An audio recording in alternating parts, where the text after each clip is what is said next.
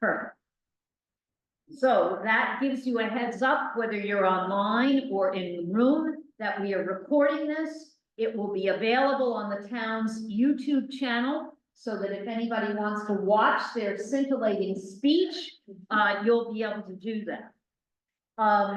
We will, for those of you who are online, we will be taking questions, and you can raise your hand. There is a little feature under reactions where you can raise your hand. So if you see on the little panel under the well, I don't know exactly where it'll be on your screens, but here it's underneath. You can just hit reactions and you'll see raise hand, and we will see that and we will call on you. You will not be at a disadvantage if you are online. So please know that. Do not use the chat for questions if you're online, because we won't be monitoring that except to hear whether, or to watch whether you can't hear us or something of that nature. If you are in person, what we want to do, we have this owl thing here, which works really, really well. So people will be able to hear you, but we want you to stand in that little blue box that is on the floor right next to Lisa, okay? You can just stand in that little blue box and talk, and the owl will pick you up, okay? So please do that if you're going to speak. And whether you're online or in person, we would like you to state your name, and then you can ask your question, okay? Any questions on that? And the candidates can feel free to ask questions. Hey, Nancy, we have one last straggler to be admitted. Oh, okay, one last, not a straggler. Marcia is not a straggler. There you go, Marcia. She should be in. Oh, okay. Thank you very much, Tyler. And I want to thank Tyler for being here tonight early and getting this all set up and telling me what to do, which is always very much appreciated. If you want to see what the sample ballot is going to look like, it's hanging up on that bulletin board, and I know it's also available online for you to see at the town website. So if you want to take a gander at that, please do. I will give you directions about the election at the end of the meeting tonight, but suffice it to say the election is on June 10th in this very room from 8 a.m. until 8 p.m. and absentee balloting is currently already underway. So we'll talk a little bit about that at the end of the meeting, okay? So thank you all very, very much for coming.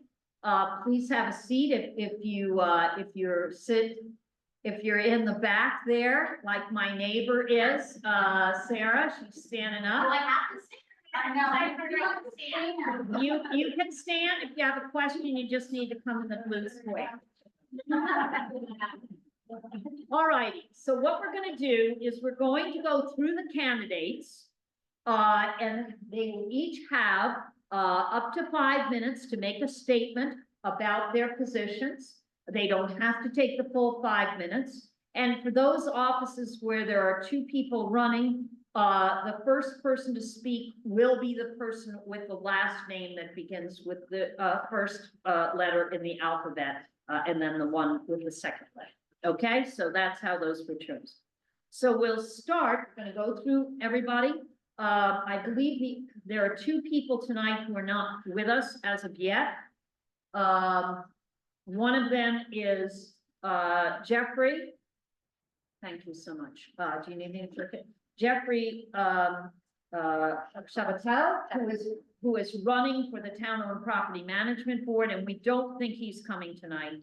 And then Dale Savoy, who is running for Road Commissioner, and we're not sure. I don't believe he's on here yet, but if he is, when we get to that point, he could be that one.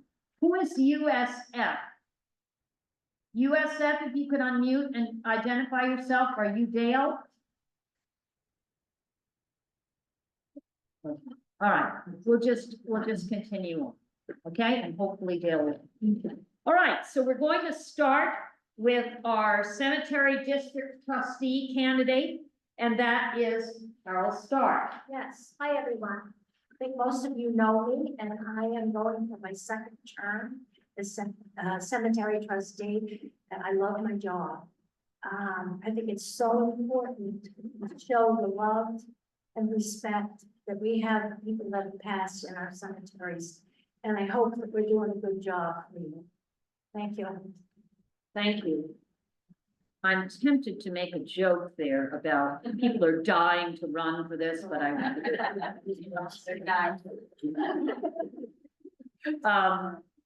Okay. Next up for school committee, oops, over here, sorry. Jen Dobransky is running unopposed. Jen? Great, thank you. Good evening, everyone. I'm gonna read a little bit here. So my name is Jen Dobransky, and I'm seeking re-election to the Georgetown School Board. I'm currently finishing my first term, and I would be grateful to for the opportunity to continue serving on this board and also serving our school and our community.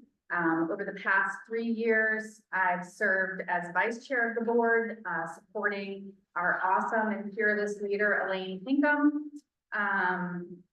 And also I chaired the teacher contract negotiations committee and was also the chair of the principal search committee, bringing together a diverse group of community members, 12 community members, to help us find and hire our wonderful administrator, Principal Miller, and I think we did a great job with that.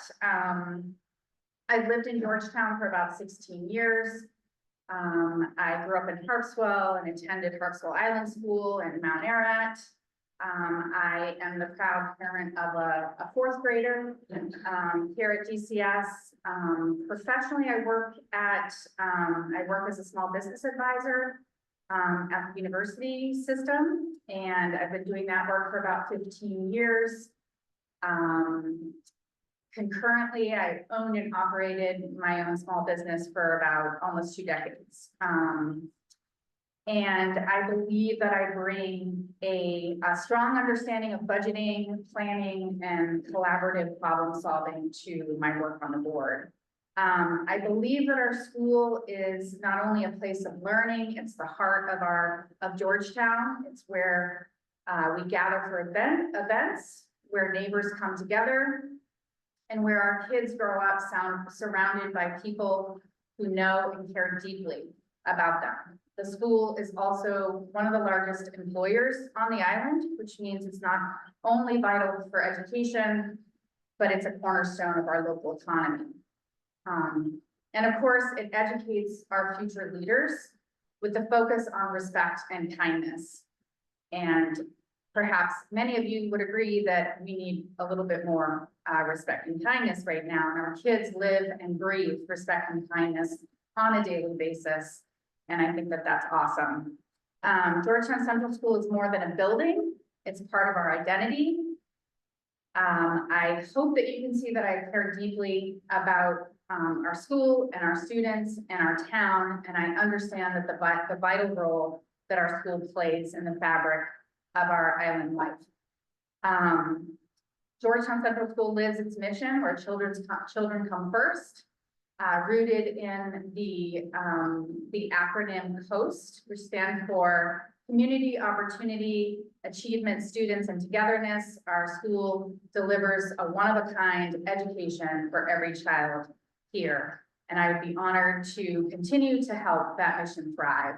I thank you for your time and consideration this evening, and I hope you will consider voting for me. Thank you, Jen. Thank you. Next up, we have Angie Mead, and Angie is going to be talking to the fact that she's running for both town clerk and tax collector. Unopposed for both. Thank you. And thanks everybody for coming out to our first in-person candidates night in a very long time. I'm Angie. I was born and raised in Georgetown. I've been involved with the town probably since I was about 15. I'm currently the lunch lady. This is my cafeteria. And I'm looking forward to running and hopefully being elected to town clerk and tax collector. With my grandmother's job for many years. She operated it out of her house, and so it's something I've thought about for many years. And very excited to learn and protect the vital records of our town. And thank you for considering this for me. Thank you. Thank you, Angie.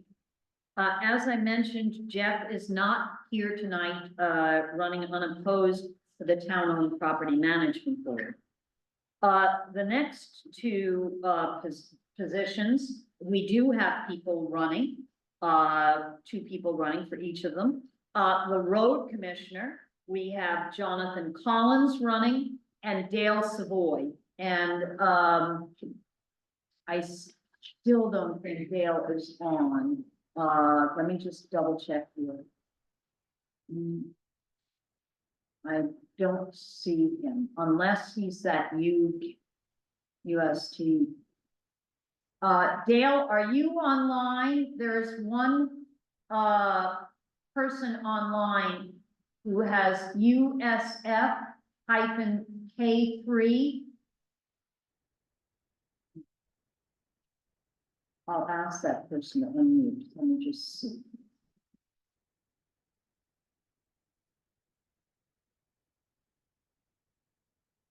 Okay. John, would you like to speak to the commission? Right, my name's John Collins, local also, I've been here my whole life.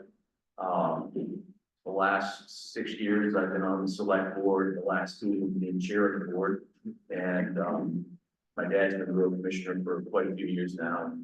In that sense, I've been doing, well, construction, what we do for a company anyway, so I'm quite familiar with most of that stuff. And on and off, over the years, I've worked with Dad, with Don Wilson, and even George Bean, and back in the old days, and some of the other road commissioners, the previous road commissioners. I've got, as part of doing the dirt work, I've got my erosion control certification, my shoreline zone certification for work in that. Second install doesn't really count this one, but that one also.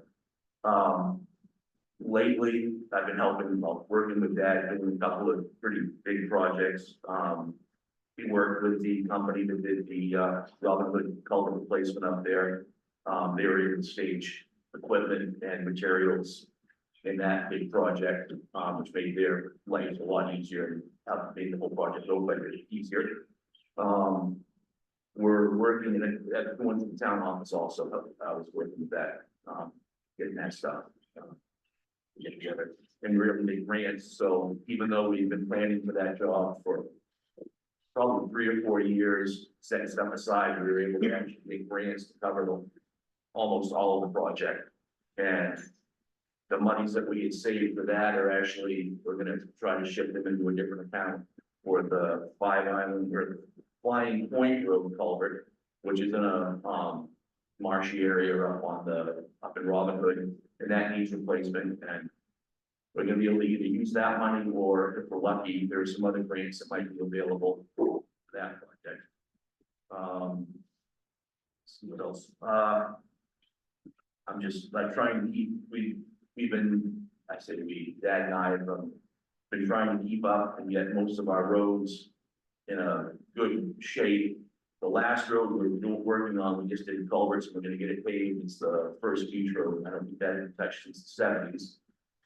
That's gonna get paved hopefully this spring. We've done most of the roads in Five Islands. We did the old Five Islands Road, the old Schoolhouse Road, and Ledgmere. Those are all in the last 5 years, I think. And we're hoping, the plan to be, start doing some work on the North End Road, because I think it's been almost 20 years, the culverts start to get popped up and get bumpy, so we'll try to work on that road again. So that's about all I have right there, and thank you for your support. Thank you, John.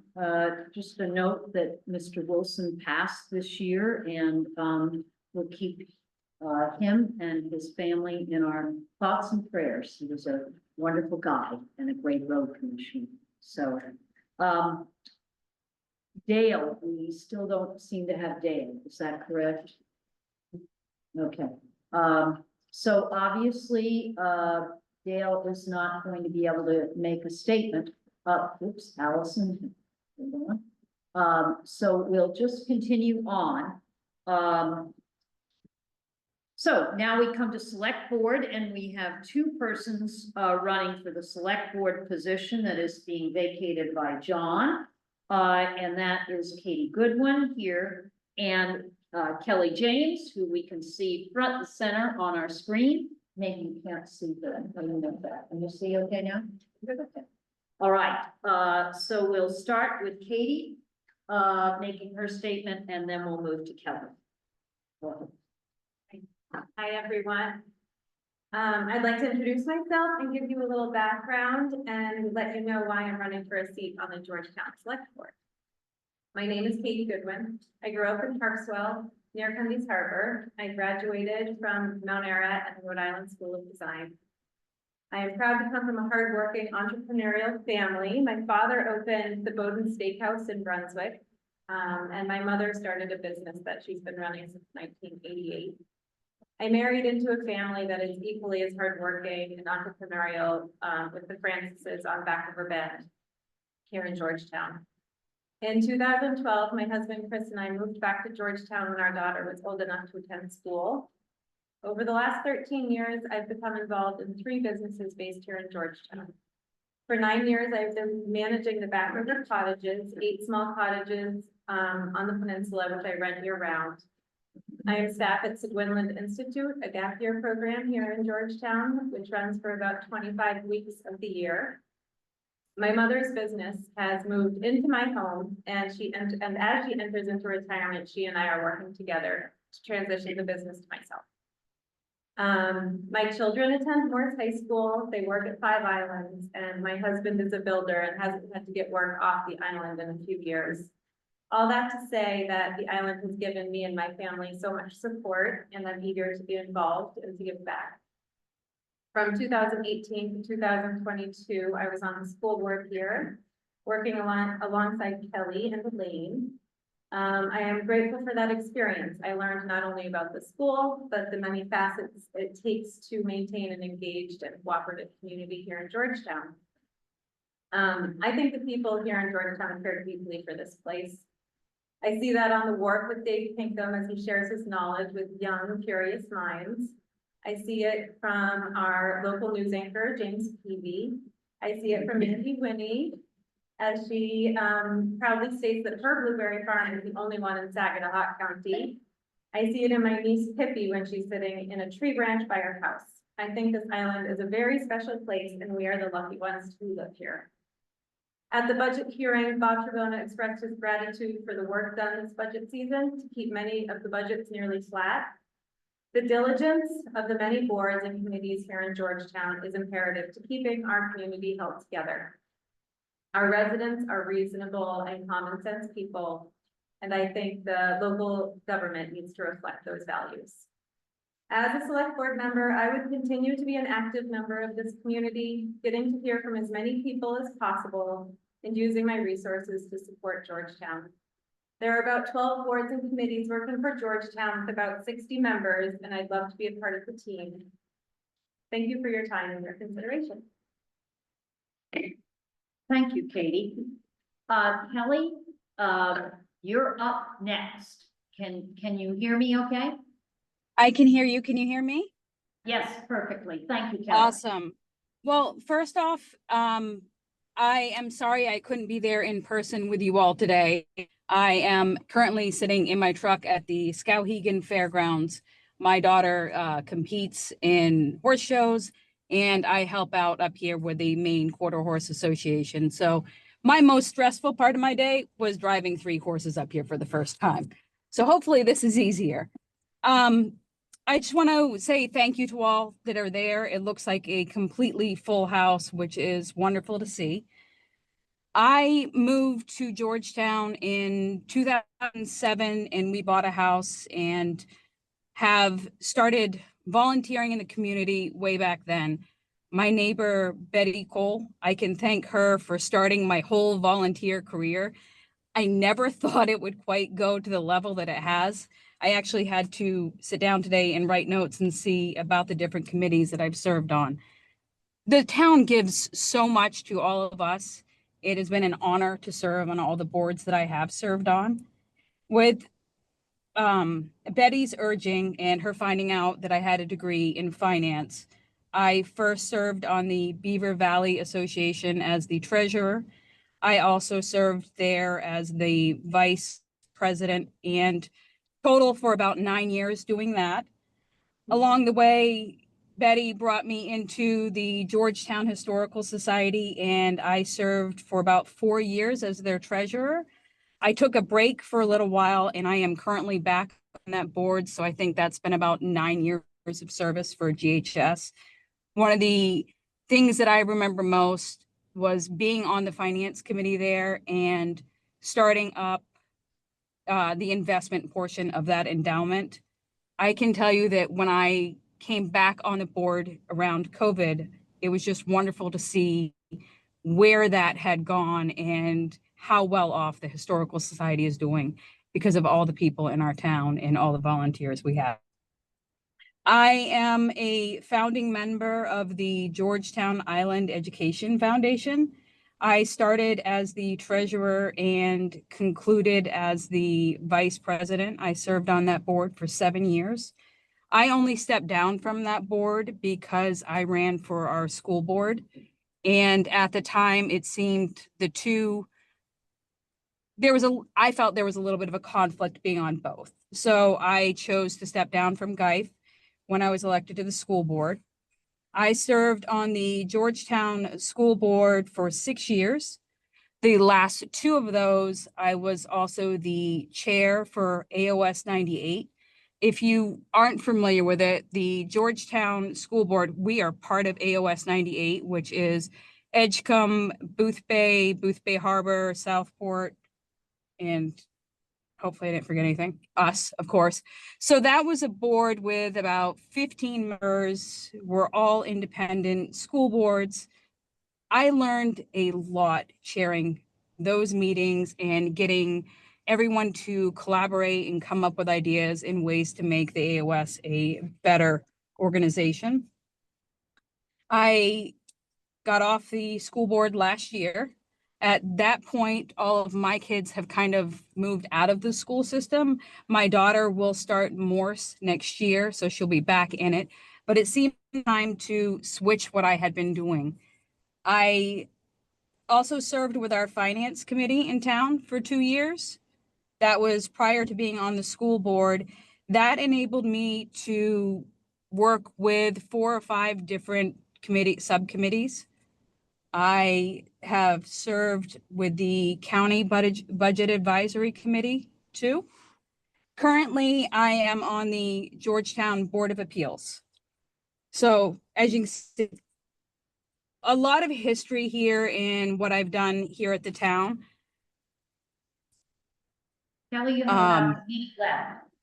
Okay, well, I'll speed that up then. Sorry, it's like a long resume. I have been going to select board meetings for as long as I can remember. I think once I got involved, I have seen many things change and go through town. I feel very fortunate that I've been able to raise my family here. I am an entrepreneur as well as like Katie is. Currently, we have a small oyster farm in Harmons Harbor, and I still property manage a few properties around town. I see that I have more I can give back to the community that has given us so much. So that is why I'm running for select board. Thank you so much, Kelly. I know it's a Thank little you. hard. I know it's a little hard to judge when you're not in the room about the timing. Okay, Thank so you. that, I still don't see Dale, so I'm thinking we will, forego that. Okay. So it's now time for you to ask questions. Whether you are online, remember, all you have to do is raise your hand, and that is on that little bar on the bottom where there's a thing that says reactions. Just click that and you'll see raise hand, and we will note that. Your name will fly up here. And then, if you're in this room, you can simply step up into that little box. I feel like I'm screaming, but I was told I need to project, so, okay. Questions for anybody up here or Kelly? Oh, come on, folks. David, please come right on over.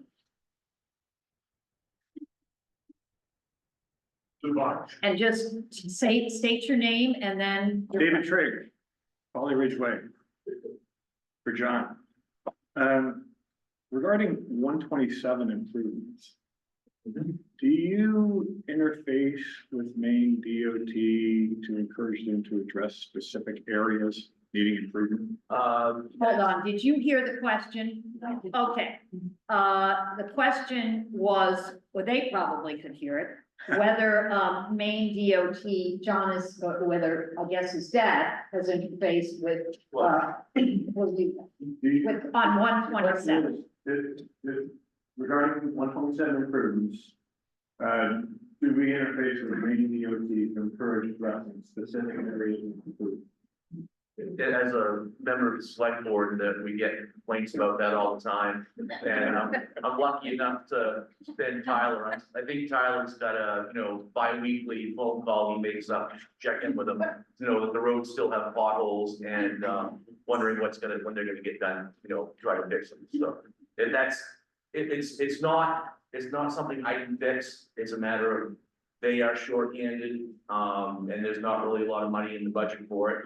Hopefully they're gonna pave the road this year, but I've heard rumors that they went through it and, the 127 north of Route 1 it got so stove up from them doing the water lines and another gas line that it sounds like that might, impact the work that we get done down here. But once again, I'm not sure about that, but I've just heard rumors, so. Okay, go ahead, please. This is for John Collins. Thank you for all that you do. Can you just say your name? Nananda Cole, Georgetown. Thank you for all you do, John. As a biker, I'm just wondering, is there any hope to improve the shoulders of 127 in Georgetown? Did everyone hear that question? Okay.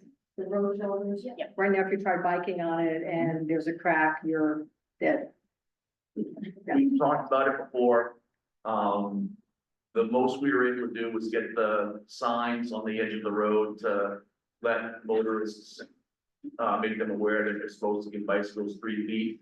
Once again, it falls under there's no money, and a lot of the roads, or a lot of the road down here is in such tight space that you don't have any room to make bike lanes or that type of thing. And when they were talking about it, you're looking at, hundreds of thousands of dollars just to get, a swath that wide, if you have the ability with the right of way to make that room.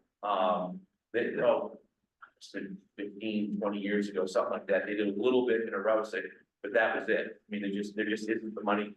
The money hasn't been budgeted for that. Okay, Mike? Hi, I'm Mike McDermott from Five Islands, for the select board candidates. Can everybody hear? Hi, for the select board candidates, question for, select board candidates. Okay, So top 2 priorities for the next 3 years, how you would approach those priorities?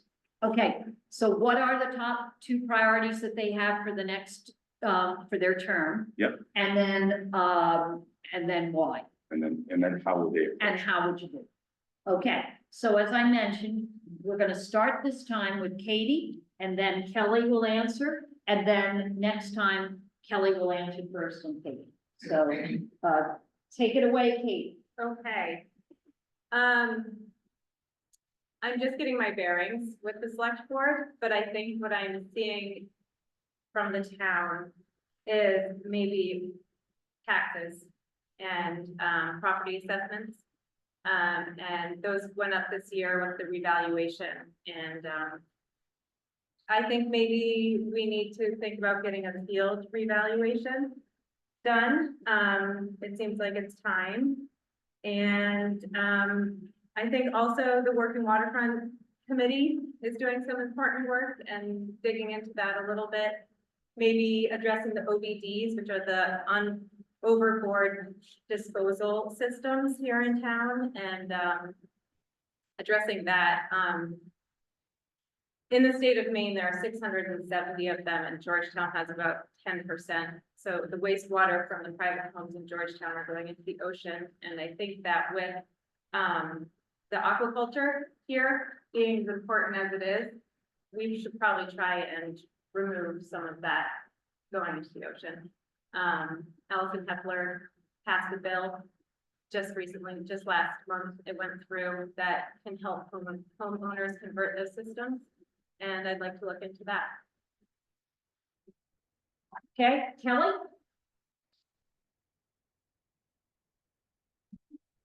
Hi, thank you, Mike, for the question.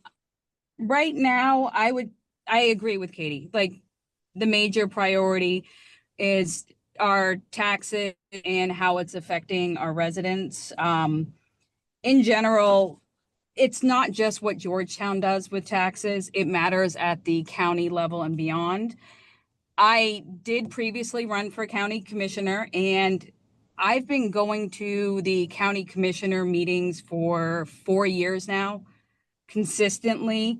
I have looked at what they're doing for budgets, and I always speak up because it's important for us to, on the select board or even as citizens, to go up and speak up on behalf of our residents that are most affected as taxes rise. I think one of the biggest things I've seen that I've been concerned with on taxes would be how we're not forward thinking, making sure we have reserve funds set aside so that we're planning ahead. To me, it's really important to plan ahead on any expenditures in town.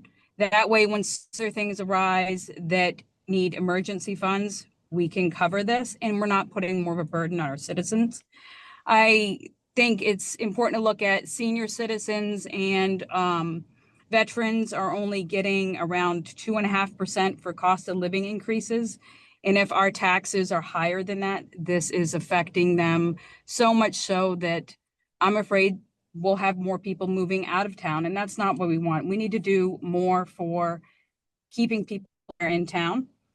A second priority I see is lately in the select board meetings, there have been discussions about town land and how it's used.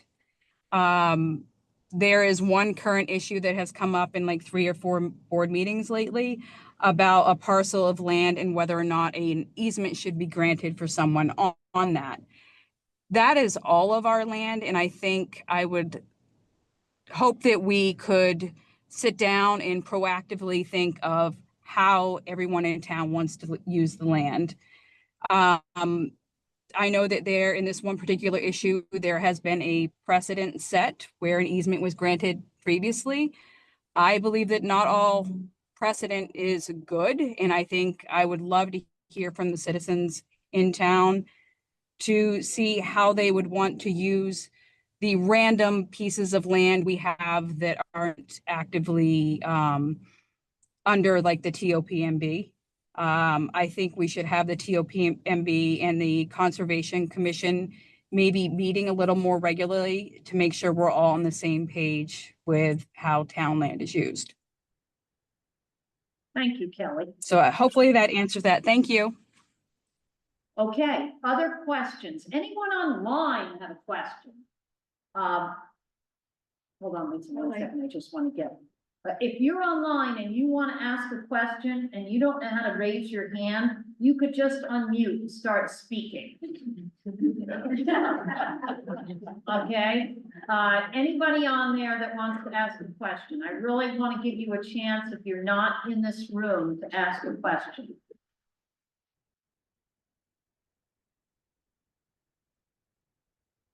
Okay.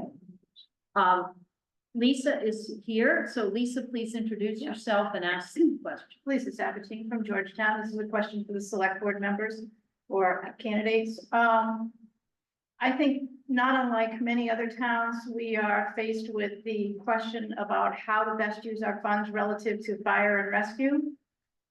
We had what was, I think, traditionally a volunteer fire department that is increasingly becoming a paid fire department with many costs associated with it. I'm just wondering if both of you or either one of you have given any thoughts to how you feel our town should proceed with the fire and rescue budget or resources. Thank you. Kelly, we're gonna start with you. Thank you. Thank you, Lisa. I appreciate you asking. The fire department is definitely a huge part of our budget. And one of the things that I think about the fire department, the reason we're actually paying for this is it is harder and harder across any organization to get volunteers. The fire department's an organization where it's high demand, it's stressful, there's a lot going on with that. I believe we should be paying the fire department. I know when we were listening at the town budget hearing the other day, this is where it's planning. You know, I really think we need to pay attention to the reserves. I did hear our current select board asking the fire department to be more specific in their like 10, 15-year plan on replacement of vehicles, of equipment that they use regularly. And I believe that they left that with, the fire department was going to come back with some of that information. I have personally not paid attention to the fire department budget enough to get into the nitty-gritty without pulling that up in front of me and to go into better detail. But I think I am of the mindset that the fire department should be paid. The amount of that is definitely not a small amount. I'm at a loss for words right now. I'm sorry. I That's okay. don't know enough about how they're run to give advice on that. And being a new select board member, if you vote for me, I am going to defer to Bronwyn and Aria on what to do. And when I don't know the answer to something, we have many other people in town who've been on the select board, and it would be great to have citizen input on it. Thank you, Kelly. Katie? Thanks for the question. I listened to the budget hearing and got a little information there. I have the budget in front of me. But what I gleaned from the budget hearing was that the ambulance is very old and very expensive to replace. And I think that our town would be prudent to be setting aside money every year so that we're not taking out loans for $500,000 vehicles. I also think that our fire department is integral to the community. It's important, they show up, and they should be paid. If that's what it takes to get people to volunteer, to show up, then I think that we need to stay competitive with surrounding areas and what they're paying their volunteer fire departments. So I think it's an expensive equipment issue. And do we want to have a fire department? And if we do, then we need to they have to have the equipment that they need. And it is really expensive, but. Other questions? Anyone online have a question?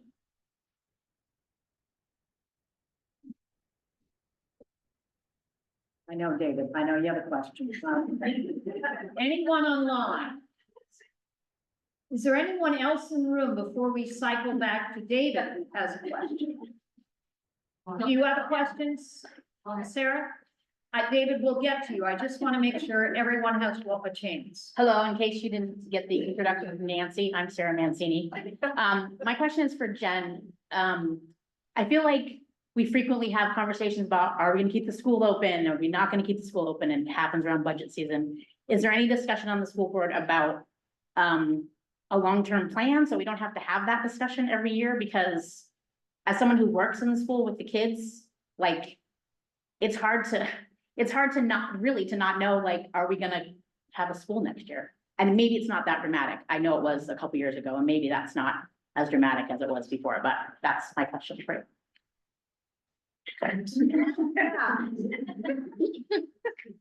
I mean, I think, for those of us serving and, working in school and,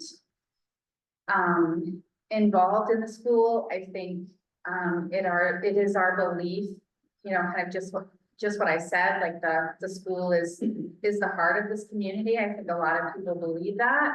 I think certainly the school board members believe that, and we're dedicated to, making certain that the school does stay open. I would say if you are a person that has concerns over the school, come to our meetings and talk to us and express your concern. There's rumors, but we can't really do anything about rumors. You know, we have meetings once a month. It's the third Wednesday of every month. So please come and participate in the process. Yeah, I did that once and I got yelled at, so I'm a little hesitant, but maybe I'll come back. Okay. Yeah. All right, Sarah, I'm sorry. Not my Jen. Wasn't my Jen. Just to clear that up. Would you like me to yell at you tonight? No. Okay, all right, Yes. all right. Aria E's in the box. Am I here? Okay, I'm in Yeah, the box. you're right in the box. I have a select board question. So, the working waterfront, committee is something near and dear to my heart, and we talked some about it at the select board meetings. You've heard it, Katie, when you've been there. Kelly, you've heard us talking a little bit about this. But you mentioned it, Katie, in your introductory remarks, and, how does that figure into your role if you are elected to the select board? Why did you bring that up? And why is that important to you in this community? And then same with you, Kelly. I think the working waterfront is important because we're an island and so many people that live here depend on our waterfront functioning and the waters being good and clean. And I think that if we are to, become a resilient community, I think that we need to be taking care of what we currently have in place. Whether that's making sure that our wharf is well taken care of, that the waters are as good as we can get them for the people that are on the ocean. You know, the aquaculture here. I think it's the most important thing about Georgetown is that we are an island and we have lobstermen that have been here for many generations, and we gotta be looking out for them. Kelly, would you like to answer? Yes, definitely. Thank you, Ari. I appreciate you asking. Obviously, having an oyster farm, I'm pretty close to the water and dealing with that. And it is so important. I would love to see here in Georgetown more access for people so that more people can go out and work on the water. Clean water, like Katie talked about earlier, obviously is huge. Having an oyster farm and knowing that not far off from where I am, you can't have a farm. It's imperative that we pay attention to our environment and what is around us. I know that it was great to have my kids go through Georgetown School, and Susan Ayers' class was amazing. Getting out, I had never dug for clams, and being able to do that with the kids and seeing the kids get actively involved and doing the green crab studies. I think that we need to do all we can. We're an island community. I believe in making sure that we also pay attention to legislation and things that affect our lobstermen, the clammers, everyone.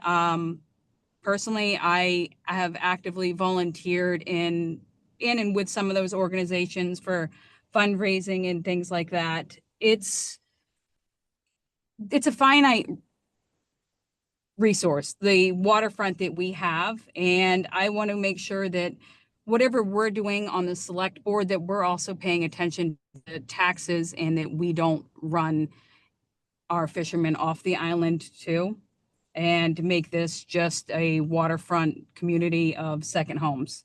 I think that's really important that we pay attention to that as well. And I appreciate Katie's view on it as well. I think, you know, no matter what, you've got both of us. We're all looking out for the island here and how we can continue to keep it the same or better. Okay, others? We have school board again. Hi, I'm Willa Albo, Georgetown resident, member of the school board. And both of you have evoked in different ways, the need for, Are you addressing the select? select board. Oh, thank you. Both of you have evoked the need for, accessible, to make Georgetown accessible, for our own residents to stay and raise their children here, as well as maybe new, families to move in. And so I'm curious what your thoughts are about affordable housing and what the select board can do to support access to affordable housing in the town. Kelly, you'd be up first for answering the question. Okay, great. Thank you, Willa. I appreciate that. Georgetown's unique when it comes to affordable housing. We have so much land on the water. I also think that we need to be mindful when we're thinking affordable housing and we're putting up accessory dwelling units. There's limited amount of water below us as well. So where I live in Georgetown, it's actually called Dry Point. There's not much water. You would not want to increase the density of housing down there. So I think we need to be mindful and talking with our planning board and paying attention to them. I mean, they know the ordinances best. I've sat in on many planning board meetings and listened to them, as well as just reading notes so that I have an idea of where we're building and what we're doing. Waterfront doesn't equal affordable housing. So we're limited on where we're going to be able to put things. And that unfortunately that'd be a zoning question that is more than just select board discussion. But I think when it comes to that, we just need to be mindful of what we're putting in. And that's pretty much it. Katie? I know that there have been a couple committees in town have been addressing this. GOTHI, the Georgetown Attainable Housing Initiative, which has been doing a ton of research, which is what we need to be doing, is reaching out to residents and kind of seeing what other neighboring towns are doing. There's also the short-term housing surveys that went out.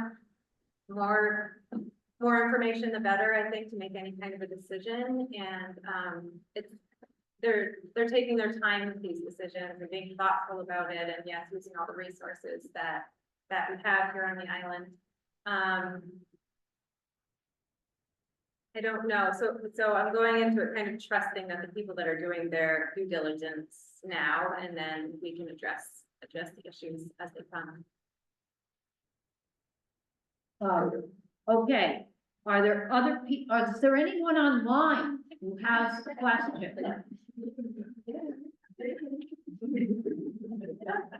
By the way, I do want to note that the Conservation Commission, both in Aroustic and Georgetown, just got a grant from the state to look at water, groundwater, in the community. So, yeah. So this one's for Andy. 'Cause- Wait. You're up with a second question, and I paid. Sorry. I thought it was okay. No.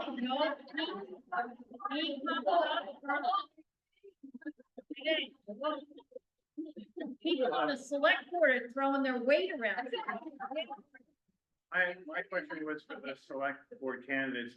It was also on affordable housing, Okay. and it wasn't exactly the same question, but I got the idea that I needed. Okay, Thank you. Aria, you can come forward now. His question was answered. Okay, I just didn't want him to come after me because he's following. Okay, I'm sorry. I misunderstood the rules. I try to be a rule follower, and here I am back in the box. Andrew, so you are making a career shift, and tell us sort of as to the ramp up. And you've done a great job with the kids. as the, I like to call it cafeteria manager. But tell us what you're doing in the ramp up to get ready to, essentially stand in your grandmother's shoes, as the tax collector and the town clerk. Well, obviously, a lot of it I can't really learn until I'm in the thick of it, but I have attended, one training session already, and I have some other ones lined up. And, I'm going to do some shadowing with town clerk and back, and reading everything I can, and, trying to learn as much as I can beforehand. But obviously, it'll be interesting, as it's something I've never done before. But I'm hoping to pick it up quickly. Okay, any other questions in the room or online? Any other questions? Sarah, come right on up. You know if you're gonna be open on Fridays? Oh, wait, is this? Sorry, Andy, This is a question this is for, for Andy. That's That's not your call. call. I came, Sarah, to answer your question. The position of town clerk and tax collector is basically a 4-day position. Gotcha. So, and I can tell you that about 90% of the town offices in the state of Maine are not open on Friday. Really? So I don't really feel like that I can answer that question yet.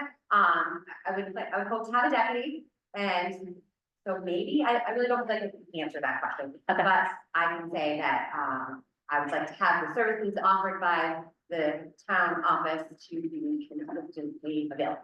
That would be awesome. okay, other questions? No, you're sitting there, maybe you think, oh, this is kind of a dumb question. There are no dumb questions. Does anyone else have a question? Online. Oh, my goodness. Michelle, do you have a question? Go for it. Unmute, please. Hi, I unmuted, thank you. This is for the select board, people looking to get in. So hi, Katie, hi, Kelly. One thing I haven't heard specifically, Kelly, from you is really concrete things that you've done. Katie, I've heard some very concrete things that you've accomplished. And for both of you, if you could run through the concrete things you've accomplished on each one of the boards or within your professions. And I don't know, moderator, if you want to give them each 2 minutes, but to be more specific, I think would allow us to get a more important picture of what you're going to do if you are elected. So, you know, Katie, I heard you talk about the ambulance. And I remember my husband was a volunteer firefighter in the 90s here, that the ambulance was an issue then for the town. So I like that concrete example that you gave. So if both of you could, once again, be more concrete of accomplishments that you've achieved, that would be great. Thank you. Okay, and Michelle, this time Katie should go first in fairness. Is that okay? That sounds great. Thank you. Okay, Katie? Okay, so I didn't have anything to do with the fire. That was not my accomplishment, but, I moved to this town owning a business. I made docking stations out of driftwood. My husband and I have started, we started that business. We sold tens of thousands of these things. And I've since been managing, the cottages here in Georgetown. And I think as a small business owner, you learn how to wear a lot of hats, and you learn how to make decisions based on information that's concrete. And I think that coming into the select board role, if I'm elected in, I think that I'm great at ferreting out information that I'm curious about. For example, the OBDs, those overboard discharge systems. I reached out to Allison Kepler and got information about that. I think that there's a ton of state funding now that's become available. That would be great to reach out to the people of Georgetown that have these systems still in place and see what we can do there. I think as a small business owner and a manager, my position at Seguin Institute is really about being organized and managing gap year students, so like 17 to 19-year-olds. And that just gives me a lot of space to constantly be practicing being organized and getting stuff done. So I think that is what could answer the question, Michelle?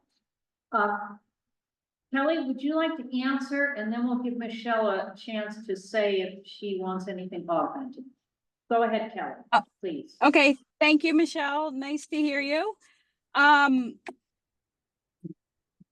Honestly, one of the bigger things I've done was start up the Georgetown Island Education Foundation. And Michelle, you sat there next to me as we started that. I think we accomplished great things. Look at where the organization is now. Look at all it has done for the school. Our students they have benefited immensely from that. Yeah, I've served on so many different boards in town and done various things. When I was kind of putting out the list of things I had done, I mentioned the endowment fund with the Historical Society. At the point when I was treasurer there, they weren't investing it. It was in CDs and such like that. And we started with sitting and talking with Steve O'Grady and George Browning. It was an amazing crew of people. And we sat down with Bath Savings and started small, just my background being in finance, just with an index fund that made everyone happy. Just looking at what that did.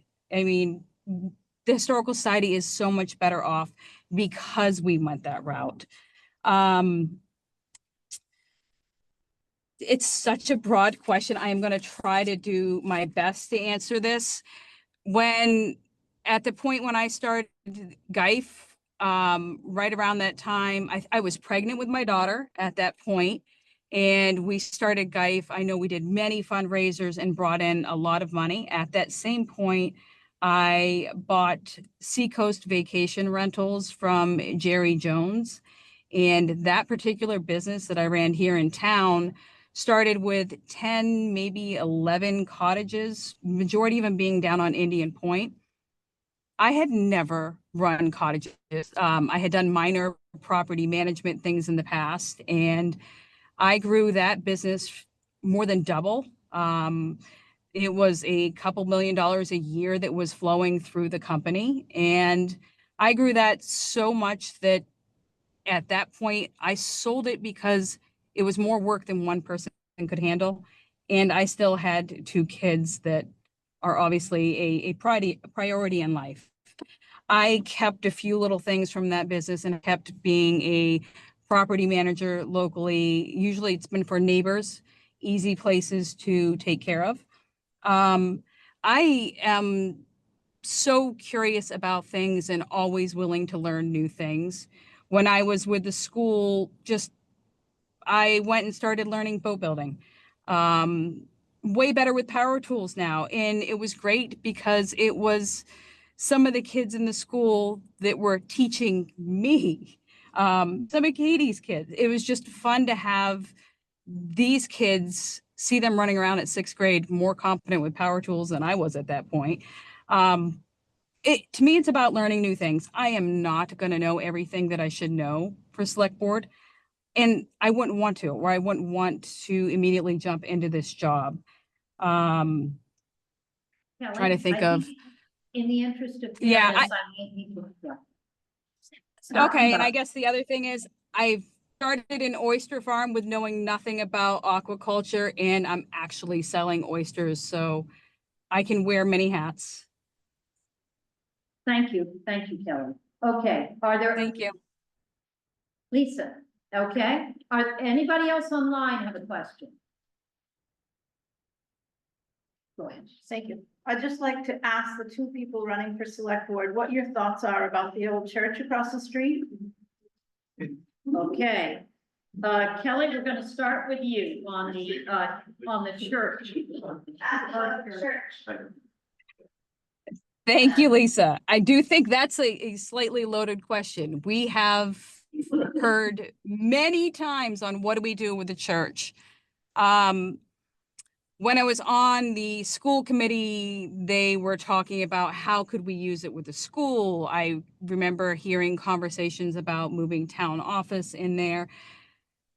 A lot of what I saw and heard from being in the building is the building needs a lot of work. To me, the building, we're not able to use it right now. And I think the amount of money to go into it without a major capital campaign, I think that the building I would rather see money go towards an ambulance than into the building, quite honestly. And I know that's probably not an answer everyone wants to hear. I think the town should look sometimes at property like that and see if there is an outside business that might be able to come in and help it, or another nonprofit. I don't see the town having the funds to fix it up and use it. Okay, Those sentimental old buildings are hard.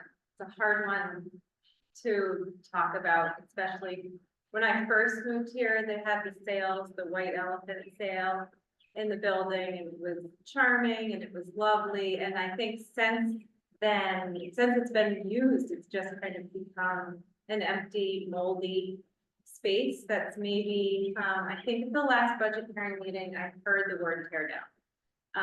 And it's hard because it's a beautiful old building that means a lot to the town.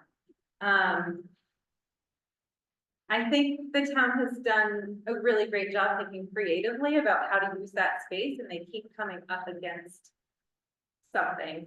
Something keeps getting in the way. So I don't know what should be done with that building. I just know what I have gleaned over the years, that it's falling apart and the mold is really an issue. So. any last questions, either online or in the room? I see Michelle Delaney got a thumbs up, I believe. Okay, oh, Michelle, go ahead, please. Thank you. Hi, thank you again, and thank you, Katie and Kelly, for answering what I heard as specific accomplishments. I want to change it now to something I did hear here, and Katie, you brought it up. The Georgetown Attainable Housing Initiative that happened a couple of years ago, and I worked closely with Jim Peavy on it, and a lot of folks who are here today. That was born out of the comprehensive plan, which I'm going to redirect my question now to about climate change, and knowing the unfortunate and unbelievable storms we've been getting during the winter, and even the heat during the summer, and that things are changing. We've talked about the work waterfront. And Kelly, I've heard you mention reserves and forward thinking. The question is for both of you.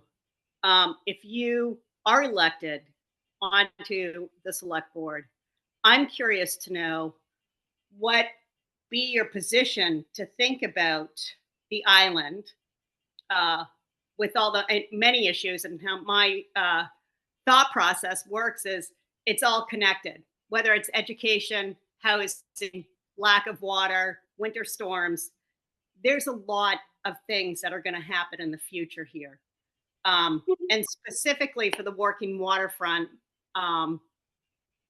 what would be your position moving forward, knowing that, you know, it is going to happen, that there are storms that are going to hit us really, really hard. And how do we as a town, as a community, confront that and combat it? Thank you. I think, For those of you who are online, this is Katie talking. thank you, Michelle. It's important to think about, for sure. I think that I heard from a resident that their insurance rates are increasing 3 times the amount for their home down on the point, on Bay Point. And I think that those sort of impacts are going to be some of the first that we feel financially. Actually not being able to afford to insure your home that's by the water. I think that the species will start to change in our waters too. I think that the invasive species have kind of taken a hit on some of our native species. And the warming waters are just going to affect that even more. I don't know about FEMA and where that's going and if we're going to be getting assistance in those ways. So I think it's all pretty tentative right now. And as a community, we just need to shore up what we do have, the systems that we do have. Let's just make sure that they're good, to be resilient. I do look forward to looking into more ways that we as a community can do better. Kelly? Hi, Michelle, thank you. You've got such thoughtful questions tonight. The climate change, it's real. I mean, for me, our neighbor's boathouse during the first storm, in January 10th, it completely flooded, and it caught fire. So there's an instance where I was thankful to have the fire department, but our roads were so flooded that it's not even just the waterfront piece. Our kids couldn't leave town that day. I know many kids tried to leave and it was like, you weren't getting out through Rouseck and everywhere else. It's the forward thinking. And I think a lot of that is going to be how well our select board works with people like Allison Hepler. It is important that we're not just sitting here in town. We are going to need to be responsible for having discussions and paying attention to what's going on at the legislative level and beyond. There's many people that are having issues with rebuilds. The process that goes through the Army Corps of Engineers for your docks, it was smoothed out somewhat, but more work can be done. And having seen it myself, like, I know that we do more, and I do believe that some of this is outside the control of the select board. So we just need to make sure that we are in communication with those above us, that we keep bringing these issues forward. I know Allison Hepler regularly has talked to her citizens, and when she's looking to bring bills forth, she asks us around here. And I think as a select board member, we need to make sure that we're being vocal for everyone in town. Okay, there's time for just one more question. Is there? Okay, we have another question. My name is Mandy Winnie, and thank you all for serving our community. I think resiliency and livability is something we all have in common.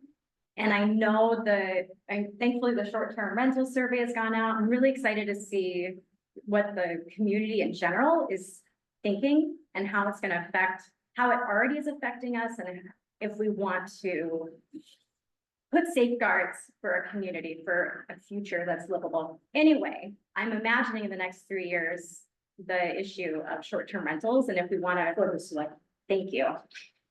Probably not for Angie.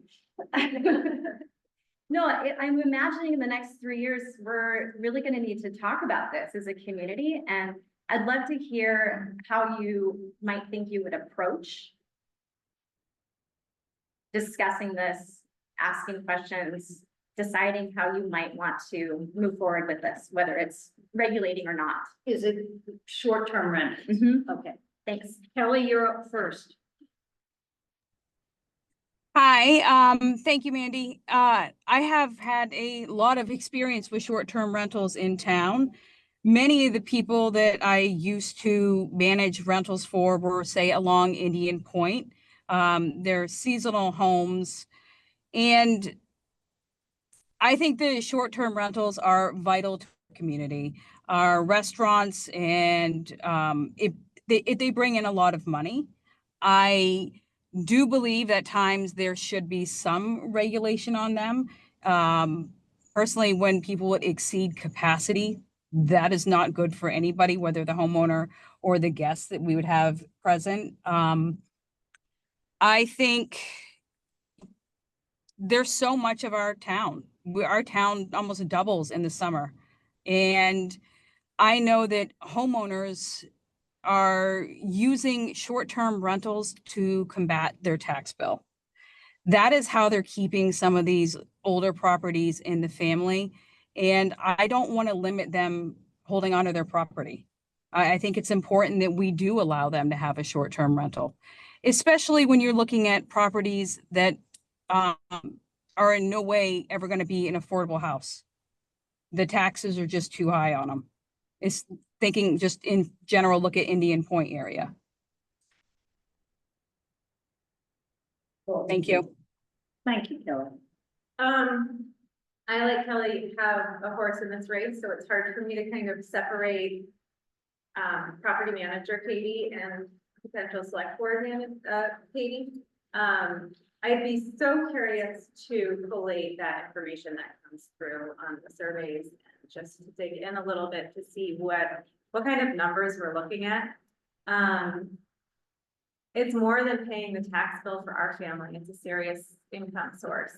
And Sam and Ruth and Laz put a lot of effort into building those cottages. And we have people that are returning the last 16 years that consider it their summer home. They come for 2 weeks and then they leave, but it's so lovely to see them for those 2 weeks every year. I have a lot of personal connections with the people that vacation here.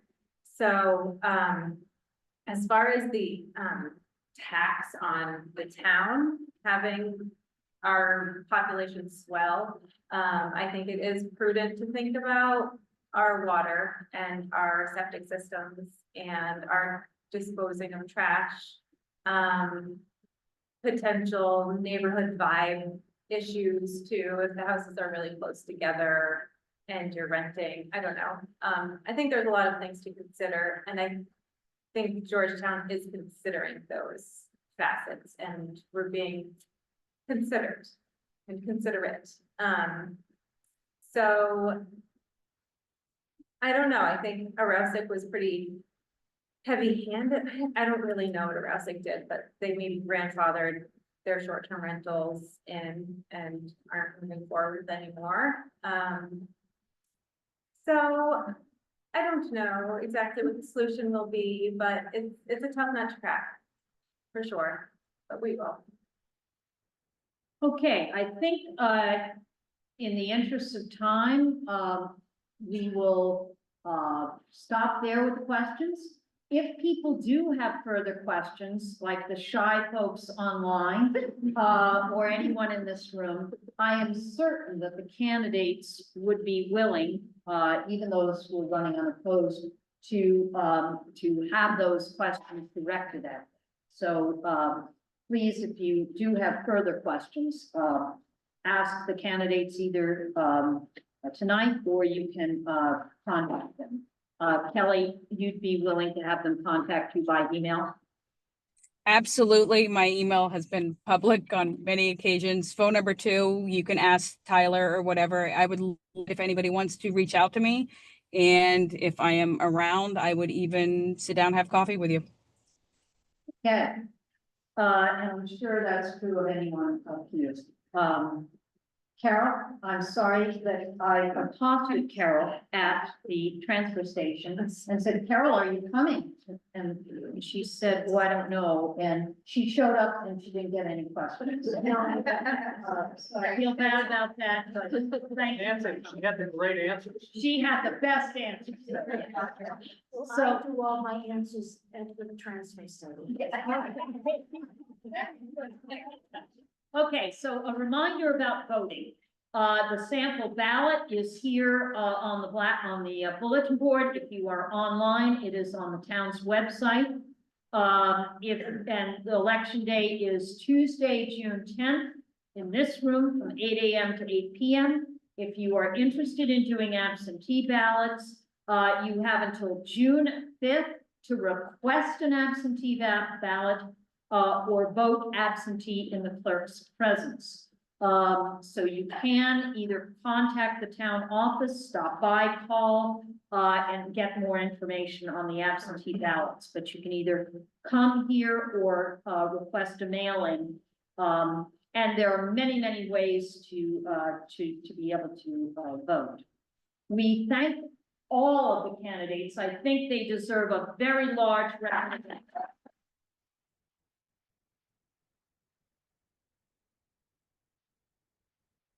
Very much appreciate your doing your civic duty, and we wish you all the best.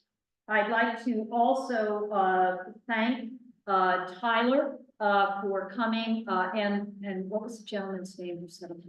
Ralph. And Ralph set up this room. It's a lovely setup, and Tyler for working on this projection system, etc. If you want to watch this again, remember it is all being recorded and you can do so in future. And of course, the most important thing I'd like to do is thank everyone who is online and also thank everyone who is in this room for doing your civic duty and making Georgetown the wonderful, wonderful town it is. So thank you all very much. And I hope you have a safe journey home and a wonderful rest of your evening. Thank you. Thank you.